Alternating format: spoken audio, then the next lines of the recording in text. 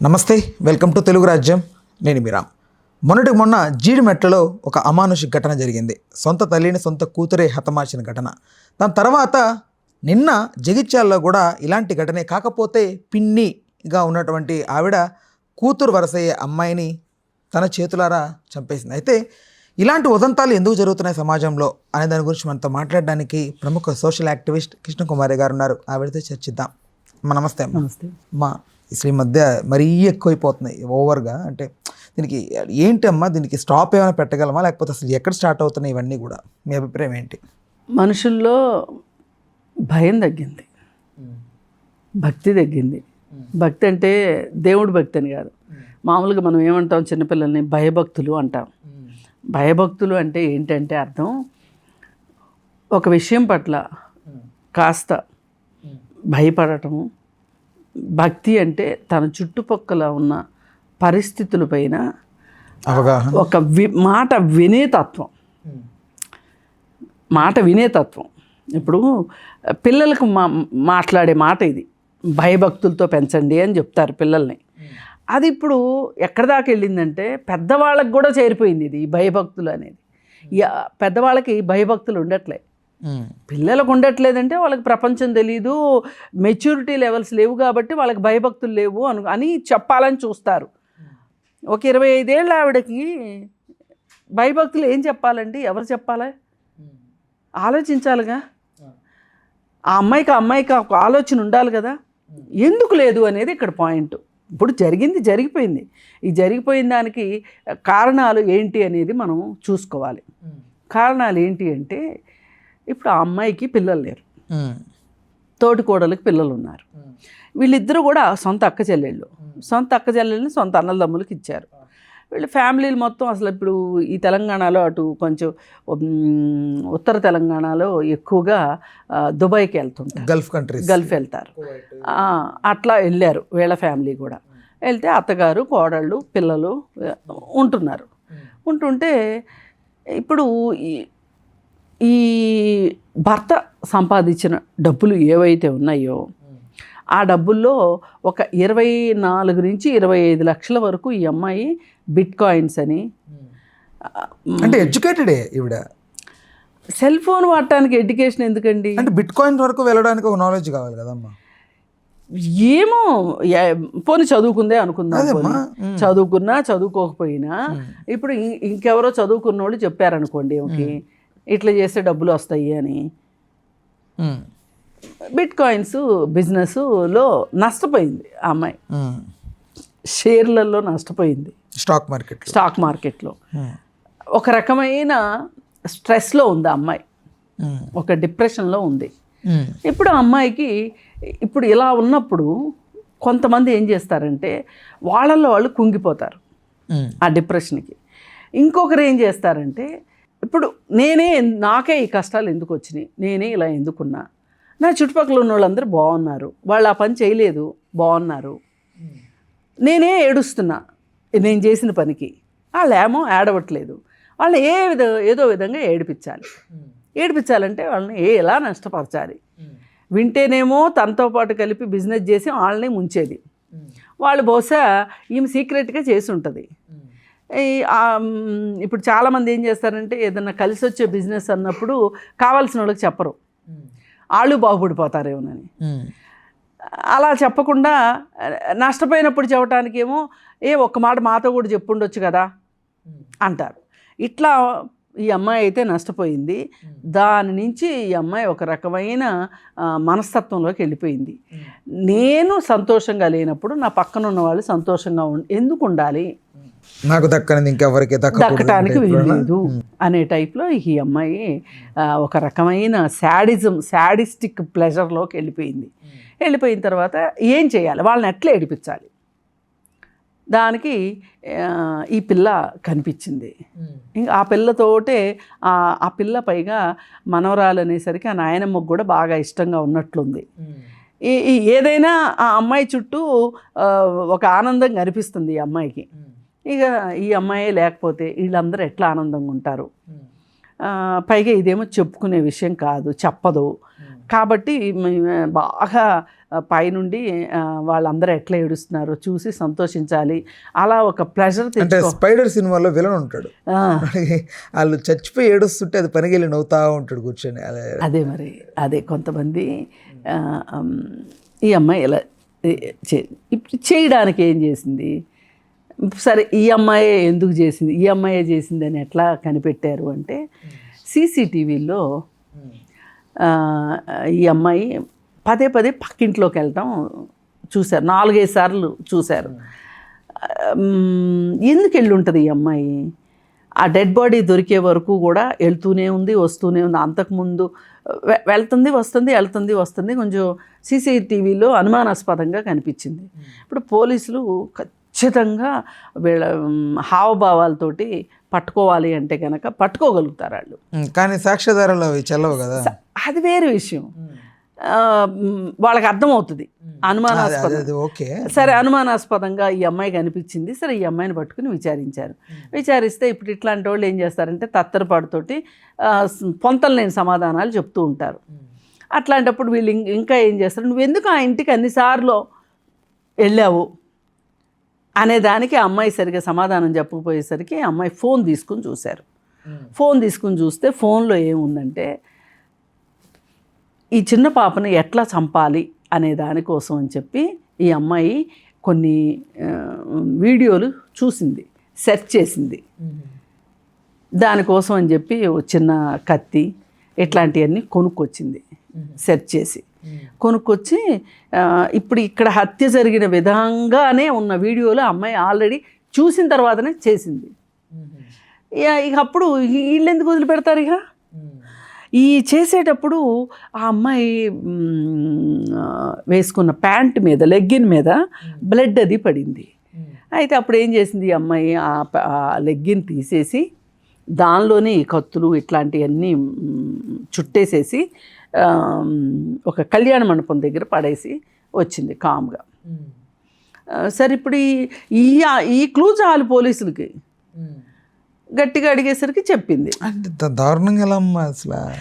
ఇప్పుడు ఒకటండి, అసలు ఇలాంటి దారుణమైన ఆలోచన వచ్చినప్పటికీ ఒకప్పుడు చేయడానికి సాహసించేవాళ్ళు కాదు.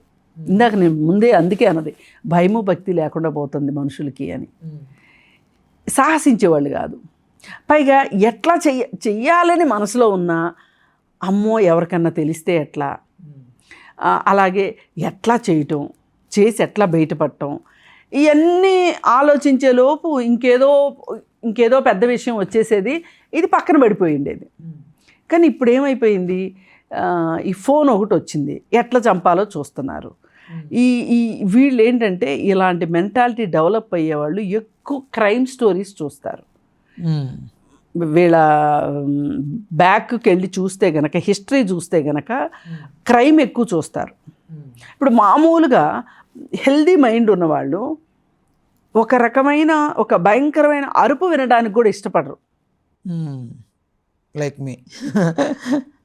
నిజంగా అసలు నాకు కూడా అస్సలు ఇష్టం ఉండదు. ఇప్పుడు ఏమైనా ఆహ్లాదంగా అరిసే పక్షులు, జంతువులు అవి వేరు ఉంటాయి. సంతోషంగా ఉన్నప్పుడు అరిసే అరుపులు వేరుంటాయి. ఏదైనా ఒక బాధ వచ్చినప్పుడు అవి రక్షించుకునేటప్పుడు వాటి శబ్దాలు డిఫరెంట్గా వస్తాయి. మనం అప్పుడు ఇమ్మీడియట్గా అలర్ట్ అయిపోయి చూస్తాం, ఏంటి ఈ శబ్దం చేస్తుంది. ఇప్పుడు కుక్కలు కూడా రకరకాల అరుపులు అరుస్తాయి. మామూలుగా అరిసేయి, కొట్టుకున్నప్పుడు అరిసేయి, అలాగే ఎవరన్నా వచ్చి వాళ్ళని గాయపరుస్తుంటే అరిసేయి. ఇప్పుడు కుక్కలు పాటలాడుకున్నప్పుడు భయం వేసేటట్లే ఆడవ్వు, అవి అరుచుకుంటాయి, భీకరంగా అరుస్తాయి. కానీ ఎవరన్నా ఒక మనిషి కర్ర తీసుకుని వచ్చి కొట్టారనుకోండి, అప్పుడు అవి అరిసే అరుపులు మనకు ఖచ్చితంగా తెలిసిపోద్ది. అంటే ఇప్పుడు కొంతమంది ఏంటంటే వాళ్ళు ఏ అరుపులు వినడానికి ఇష్టపడుతున్నారు, ఏ దృశ్యాలు చూడడానికి ఇష్టపడుతున్నారు, ఏ మాటలు మాట్లాడడానికి ఇష్టపడుతున్నారు, ఏ థాట్స్ వచ్చినప్పుడు వాళ్ళు హ్యాపీగా ఫీల్ అవుతున్నారు అనే దాన్ని బట్టి వాళ్ళ మెంటాలిటీ ఉంటుంది.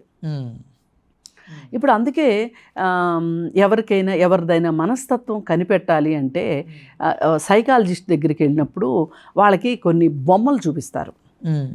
ఆ బొమ్మలు చూపించి ఇది చూసినప్పుడు మీకు ఏమనిపిస్తుంది ఈ బొమ్మ చూడగానే అనిపించినప్పుడు వాళ్ళు ఖచ్చితంగా వాళ్ళు ఏవైతే చెప్తారో దాన్ని బట్టి వాళ్ళ మెంటాలిటీని అసెస్ చేస్తారు. అంటే అదొక్కటే కాదు, మొత్తం ఒక 4 రకాల టెస్ట్లు ఉంటాయి. 4 రకాల టెస్టులు ఉంటాయి. 4 రకాల టెస్టులు ఉంటాయి. ఈ 4 రకాల టెస్టులు చేసి వాళ్ళు అబద్ధం చెప్తామన్నా, అంటే వాళ్ళ మనస్తత్వాన్ని కప్పి పెట్టుకుని సైడ్ ట్రాక్ పట్టిద్దామంటే కూడా కుదరదు. ఇప్పుడు సిబిఐ ఎంక్వైరీ జరుగుతూ ఉంటుంది చూడండి, వాళ్ళ దగ్గర క్వశ్చనీర్ ఉంటుంది, ఇవాళ ఒక క్వశ్చనీర్ ఉంటుంది. ఈ క్వశ్చన్స్ అన్నిటికీ వీళ్ళు ఏం సమాధానాలు చెప్పారో ఉంటాయి. ఈ సమాధానాలకి అనుగుణంగా రేపు పొద్దున ఇంకో క్వశ్చనీర్ తయారు చేసుకుని వస్తారు. ఇప్పుడు నిన్న చెప్పిన మాటలే ఇవాళ కూడా చెప్పారనుకోండి, ఖచ్చితంగా ఇట్లాంటి వాళ్ళు ఏదో ఒక ప్రశ్న దగ్గర దొరికిపోయి ఇంకా ఆ ప్రశ్న దగ్గరే వాళ్ళు కూర్చున్నారనుకోండి, చచ్చినట్టు నిజాలు కక్కేస్తారు. అట్లాగే ఇప్పుడు ఈ సైకో అనాలిసిస్ అంటారు. ఈ సైకో అనాలిసిస్ టెస్ట్లు కనుక చేయిస్తే ఆ మనిషి మనస్తత్వం ఏంటో తెలుస్తుంది. అయితే ఇప్పుడు ఈ అమ్మాయి ఆ వీడియోలు ఎక్కువ చూస్తుందంట. అమ్మాయి హిస్టరీలోకి వెళ్ళి చూస్తే అంటే ఆ అమ్మాయి మనస్తత్వమే అలాంటి ఒక క్రూరమైన మనస్తత్వము ప్లస్ ఒక శాడిస్టిక్ ప్లెజర్ కావాలనుకునే మనస్తత్వము వచ్చేసినాయి ఆ అమ్మాయికి. ఎందువల్ల అంటే తను డబ్బులు పోగొట్టుకోవటం వల్ల, తను ఓడిపోయాను, నేను నష్టపోయాను, అవి మళ్ళీ తిరిగి సంపాదించడానికి పెట్టుబడి పెట్టడానికి డబ్బులు లేవు. ఇప్పుడు కొంతమంది పోయిన చోట ఎత్తుక్కోవాలంటారు కదా, ఆ విధంగా ఆ అమ్మాయికి చేతిలో డబ్బులు లేవు, చివరికి మిగిలింది శూన్యం. ఈ టైంలో ఇప్పుడు ఇక అమ్మాయి నేను సంతోషంగా లేను అనేది మాత్రమే చూస్తుంది. ఆ సంతోషంగా లేకపోవడానికి ఆ తనే కారణం అని తను ఒప్పుకోవట్లే, రియలైజ్ కావట్లే, అసలు ఒప్పుకోవట్లే. అంటే అసలు అంతర్మదనం జరగక తను ఏమనుకుంటుంది, నాకు కష్టాలు వచ్చేసినాయి కానీ చుట్టూ వాళ్ళందరూ బాగున్నారు. మరి నీలాంటి తెలివి తక్కువ పనులు వాళ్ళు చేయలేదు కాబట్టి వాళ్ళు హ్యాపీగా ఉన్నారు. ఇది ఆ అమ్మాయి ఆ బాధలో నుంచి, ఆ ఒత్తిడిలో నుంచి, ఆ కుంగుబాటులోంచి బయటికి రాలేక ఇలా ఇది ఒక మార్గంగా ఎంచుకుందనమాట. అందుకే నేను మీకు ఈ సైకో అనాలిసిస్ టెస్ట్ల గురించి చెప్పింది అందుకు. ఎందుకంటే వీళ్ళ మనస్తత్వం మనం మాట్లాడే మాటలను బట్టి, మనం చూసే చిత్రాలను బట్టి, మనం చేసే పనులను బట్టి మన మనస్తత్వం ఉంటుంది. అదే అంటారు, అందుకే మతిని బట్టి గతి, గతిని బట్టి మతి ఉంటుంది అంటారు. ఇలా చేసింది. అయితే అమ్మ ఆవిడ కమింగ్ బ్యాక్ టు అక్కడ పడేసి వచ్చాక ఎట్లా మళ్ళీ పడేసి వచ్చాక అదే ఏమైంది, ఆ డెడ్ బాడీ ఏమైంది ఏంటి అని మధ్యలో వెళ్ళి చూసి వచ్చిన తర్వాత ఒక పిల్ల కనిపించట్లేదు అని ఎతుకుతున్నారు వాళ్ళు. ఎతుకుతుంటే వాళ్ళతో పాటు ఏం కూడా ఎతికింది. చాలా చోట్ల జరిగేది ఇదే. వీళ్ళు అసలు ఏమీ తెలియని అమాయకుల్లాగా వీళ్ళు ఎతుకుతున్నట్టు నటిస్తారు. వీళ్ళకి తెలుసు ఏం జరిగిందో. ఈ ఎతికే ప్రాసెస్లో అవన్నీ చూస్తే వీళ్ళకి ఒక ప్లెజర్ అనమాట, ఒక సంతోషం ఉంటుంది. గుండెల నిండా సంతోషం, మనసు నిండా సంతోషం. ఇదంతా ఎప్పుడు ఆవిరవుతుంది అంటే వీళ్ళే అనుమానితులుగా చేరి ఓ చోట కూర్చోబెట్టి మాట్లాడినప్పుడు ఇవన్నీ పటాపంచలైపోతాయి. ఈ అమ్మాయి ఎతికింది ఆ పిల్లని, చివరికి వెతికితే దొరికింది ఆ పిల్ల, ఆ డెడ్ బాడీ దొరికినప్పుడు మరి అనుమానాస్పదమైన మరణం కదా, పోలీసులు ఎంటర్ అవుతారు కదా, పోలీసులు ఎంటర్ అయినప్పుడు అసలు ఎవరెవరు ఉంటారు ఏంటి, ఈ ఏరియాకి ఎవరైనా వచ్చి చేశారా, ఎవరైనా ఏమనుకుని ఉంటారంటే ఇంట్లో వాళ్ళని ఎవరైనా అనుమానిస్తారు, బయట వాళ్ళు ఎవరో వచ్చారు అనుకుని ఉంటారు. ఆ సీసీ కెమెరాలు చూస్తే ఈ అమ్మాయి ఆ డెడ్ బాడీ ఉన్న ఇంట్లోకి ఒక 4-5 సార్లు వెళ్ళి వచ్చింది తన ఇంట్లో నుంచి. అప్పుడు వాళ్ళకి డౌట్ వచ్చి కూర్చోబెట్టి అడిగితే ఫోన్ తీసుకుంటారు. ఫస్ట్ ఫోన్లో ఈమె ఎవరెవరికి ఫోన్లు చేసింది, ఇంకెవరన్నా దీనికి భాగస్వాములు ఉన్నారంటే ఎవరు లేరు, ఈమె చేసింది. యూట్యూబ్లో చూసింది, యూట్యూబ్లో గూగుల్ ఏంటిది అమ్మా, అదే గూగుల్లో చూసి ఎట్లా చేయాలి ఏంటి సెర్చ్ చేసేసి దాని ప్రకారం ఎగ్జిక్యూట్ చేసేసింది. అంటే ఇన్ని అంటే పిల్లల్ని సైతం, అంటే పిల్లలు తల్లులు పిల్లల్ని ఎట్లా మా సమాజం ఎట్లా దీనికి ఎట్లా మారాలి ఏంటిది? ఇప్పుడు వాళ్ళున్న పరిస్థితుల్ని నుంచి బయటపడాలి అంటే గనక వాళ్ళు ఎత్తుక్కుంటున్న మార్గాలు చాలా దుర్మార్గంగాను చాలా తెలివి తక్కువగా ఉంటున్నాయి. ఇప్పుడు ఈ అమ్మాయి చేసింది కూడా చాలా దుర్మార్గమైన పని, చాలా తెలివి తక్కువ పని. పాపం కూడా కదమ్మా, సొంత బిడ్డని. ఇప్పుడు మీరు వాటికి దూరం వెళ్ళండి, ఇంకా అవి తర్వాత ఆలోచిద్దాం, పాపం పుణ్యం అవన్నీ. ఇప్పుడు ఈ అమ్మాయికి ఇమ్మీడియట్గా ఉన్నది ఏంటి? శిక్ష. ఇప్పుడు కాదు, అసలు ఈ చెయ్యాలనిపోయే ముందు ఆ అమ్మాయికి ఉన్న ఫీలింగ్ ఏంటి? బాధ, కోపం, పగ. నేను సంతోషంగా లేను, ఇంకెవరు ఉండొద్దు. అప్పుడు అది అమ్మాయి పరిస్థితి. ఆ పరిస్థితి నుంచి బయటికి రావడానికి ఆమె ఏం చేయొచ్చు? ఒక ఆరోగ్యకరమైన వాతావరణాన్ని సృష్టించుకోవచ్చు కదా. ఈ పిల్లతోనే ప్రేమగా ఉండి ఇప్పుడు తన బాధనంతా పోగొట్టుకోవచ్చు కూడా కదా. ఆ మార్గం తట్టదు వాళ్ళకి, ఎందుకంటే వాళ్ళు ఒక సాడిస్టిక్ ప్లెజర్ అయితేనే వాళ్ళకి హ్యాపీగా ఉంటుంది దాంట్లోకి. అందుకే చేసింది, లేకపోతే ఎవరైనా ఎందుకు చేస్తారు? సాధించింది అది తెలీదు. ఇప్పుడు భర్తలను చంపుతున్న భార్యలు అనుకుంటున్నాం కదా, మాట్లాడుకుంటున్నాం కదా. ఏం చేస్తారు చెప్పండి, ఏం సాధిస్తున్నారు చెప్పండి? కనీసం ఇదివరకు భార్యలను చంపిన భర్తలకి ఇంకొక పెళ్లి చేసుకోగలిగేవాళ్ళు. ఆ నేరం అంత తొందరగా బయటకు వచ్చేవి కాదు. సొంత మరదలనే ఇచ్చి పెళ్లి చేసేవాళ్ళు. ఇప్పుడు ఒక అమ్మాయి కిరోసిన్ పోసుకుని తగలబెట్టుకుంటుందండి భార్య, అప్పటికి పిల్లలు ఉంటారు. ఇదివరకు రోజులు ఇదే కదా స్టోరీలు, ఎక్కువ కిరోసిన్ పోసుకుని తగలబెట్టుకోవటమే కదా. ఒక భార్య ఏ కారణం లేకోకుండా, అత్తమామల దగ్గర నుంచి ఇబ్బందులు లేకోకుండా, భర్త దగ్గర నుంచి ఇబ్బంది లేకోకుండా, కుటుంబంలో ఏ ఇబ్బంది లేకోకుండా పుట్టిన పిల్లల్ని అలా వదిలేసి ఒళ్ళు కాల్చుకుంటుంది చెప్పండి. దానికి ఇండైరెక్ట్గా వీళ్ళు కారణం అయ్యి ఉండొచ్చు కదా. అయినా కానీ ఈ పిల్లలకి ఇంకొక ఇతను మళ్ళీ పెళ్లి చేసుకుంటాడు, ఎట్లాగో పెళ్లి చేసుకుంటే ఈ పిల్లలు చూడటం ఎట్లా అని చెప్పి ఆ తర్వాత పిల్లల్నిచ్చి పెళ్ళిళ్ళు చేసిన కుటుంబాలు చాలా ఉన్నాయి. ఇప్పుడు తగ్గినాయి అట్లా. ఇప్పుడు ఏమైనా సరే కేసు పెట్టాల్సిందే అల్లుడి మీద అంటున్నారు. ఇదివరకు తెలిసినా నోరు మూసుకునేవాళ్ళు. అక్కడి నుంచి అదే ఇప్పుడు ఒక భార్య భర్తను చంపింది అనుకోండి, ఆ అమ్మాయికి అంత హ్యాపీ ఎండింగ్ ఉంటుందా చెప్పండి? ఉండదు. అయినా చేస్తున్నారు. ఏం సాధిస్తున్నారు? నష్టపోయేది మట్టుకు ఏది ఏమైనా ఎవరైతే చేస్తారో వాళ్ళే నష్టపోతారు. కాకపోతే కొన్నిసార్లు కొన్ని మినహాయింపులు ఉంటాయి. కాస్త డబ్బులు ఉండటము, లేకపోతే కాస్త పరపతి ఉండటము, మగవాళ్ళకి న్యాచురల్గా సిస్టమ్ సహకరిస్తుంది ఎంతో కొంత. ఇట్లా చేయటం, చట్టాలు సహకరించకపోవచ్చు కానీ సిస్టమ్. ఇప్పుడు పోలీసుల దగ్గరికి వీళ్ళు లాబీ చేసుకోగలరు జెంట్స్ అయితే. లేడీస్ చేశారనుకోండి, వీళ్ళు ఏమి లాబీ చేసుకోగలుగుతారు? అందుకే కదా దొరికిపోతున్నారు. అంటే ఒక్క సెకండ్ తిరిగి ఆలోచిస్తే వాళ్ళకి ఆన్సర్ దొరుకుతుంది కదమ్మా. పరిణామాలు లేదు, వాళ్ళు డిప్రెషన్లో ఉన్నప్పుడు వాళ్ళు అనుకునేదే కరెక్ట్ అనుకుంటారు. ఆ అమ్మాయి ఆ స్థాయికి వెళ్ళిపోయింది.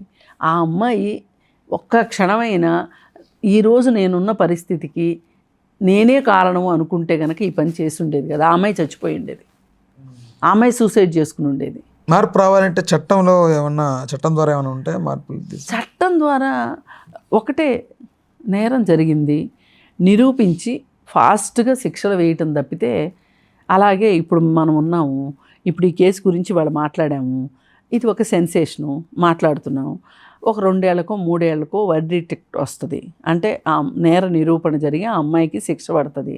ఆ రోజు మనం మాట్లాడుకోం. అసలు ఇప్పుడు శిక్షలు పడవో అని అనుకుంటాం. కొంచెం ఆలస్యంగానైనా శిక్షలు పడతాయి.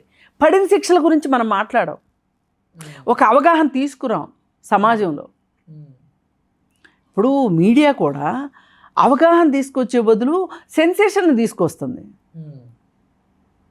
ఇప్పుడు సంచలనం ఉపయోగమా, అవగాహన ముఖ్యమా? సంచలనంగా ఉండడానికి అవగాహన ముఖ్యం, రెండిటికి.